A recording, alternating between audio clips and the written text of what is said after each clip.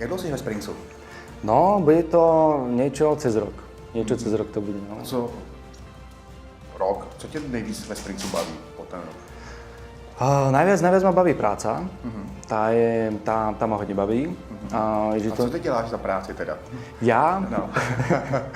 venujem sa IT, v podstate spravujem software hosting a interné IT a viac menej správa serverov klientov. Takže tomuto sa vyhrane ako venujem. A proč Springs? Proč ve Springsu? Springs v podstate už dlhšiu dobu som vedel, že ako existuje.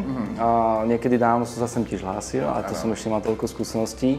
A tak teraz som to znovu skúsil akoby pred tým rokom a Springs v podstate i prácu, ktorú on hľadal, alebo človeka, ktorého hľadal, tak som sa v tom videl. Takže kvôli tomu ma to akoby oslovilo.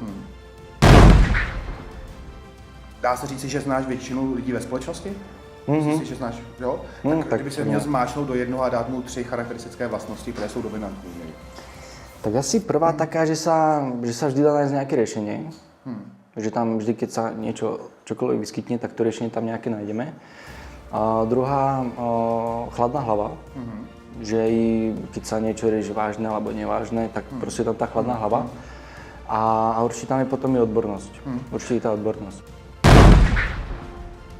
Hele, Springsu je 20 let, tobě je 30. 30. 10 let ti bylo, když se narodil Springs. Práve. Kde sebe vidíš za 20 let? Seba, kde vidím za 20 rokov? Určite sa chcem vidieť tu, v Springse. Určite chcem byť viac kvalifikovaný, certifikovaný a robiť ešte náročnejšie veci a tak. Niečo sofistikovanejšie a tak. A kde vidíš Springs za 20 let? Springs? Na tým som sa nezamýšľal, ale v podstate určite v tomto trhu, v ktorom pracuje, tam ho tiež vidím a viac menej len ďalej pracovať na tých projektoch, vyvíjať tie produkty a len zväčšovať objem tých klientov. Steve Jobs je pro tebe vizionář posledních 20 let? Určite. Jo, je to Mark Zuckerberg, majitel Facebooku taky? Ten menej. Jak to? No, ja v tom vizionára vidím viac človeka, ktorý je kreatívny. Kreatívec a niečo prináša, čo na tom trhu vôbec není. Ale akoby po všetkých tých stránkach.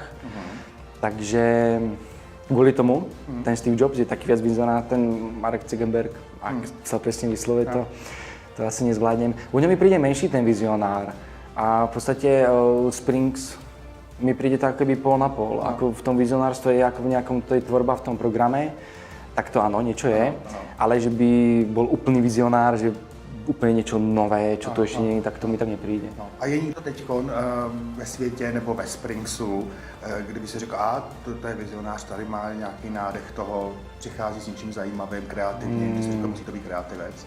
Jedine toho Steva Jobsa som tak vnímal, okolo toho som sa aj tak viac zaujímal, ale ostatní ma ani nejaké nemené napadá, ani by som nevedel, že by niekto takto bol. Iba ten Steve Jobs mi príde ako taký fakt klasický, ujetý vizionár, ktorý si ide svojou cestou a nič iného nezaujíma.